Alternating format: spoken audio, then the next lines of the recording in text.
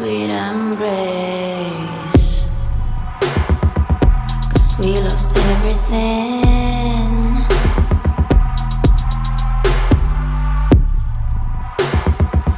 We had to pay the price.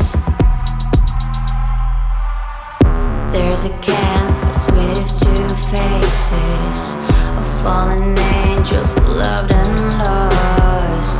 It was a passion for the ages, but in the end, guess we paid the cost.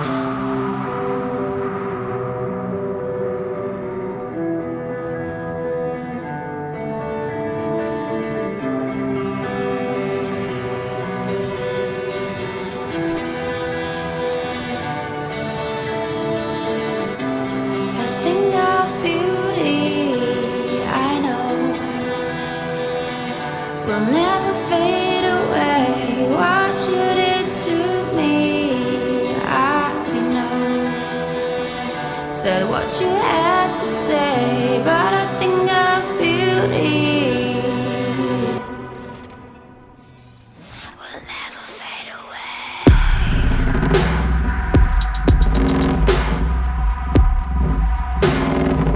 Will never fade away.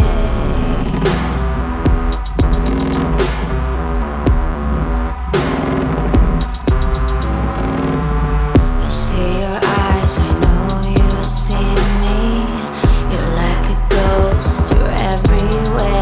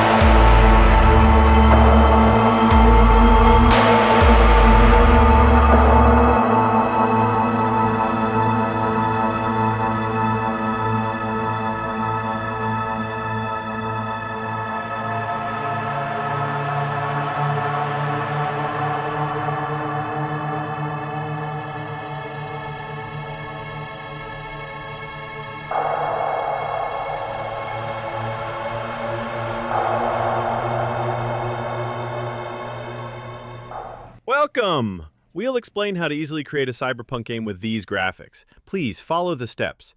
The game runs on ray tracing, not path tracing. In fact, the game will be amazing if path tracing is enabled. But I can't run it because the game will lose a lot of frames.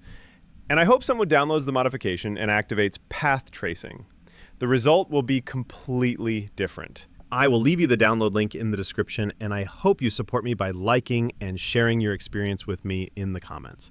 Before running the game, make sure that you have enabled RTX Dynamic Vibrance from the NVIDIA application with the same value as shown in the image.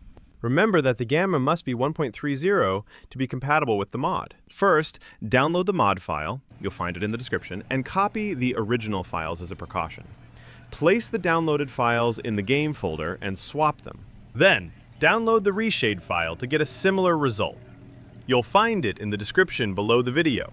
Left-click on the 1 button on the keyboard to bring up the reshade control panel. You will find the LUT switcher. Select edge LUT2.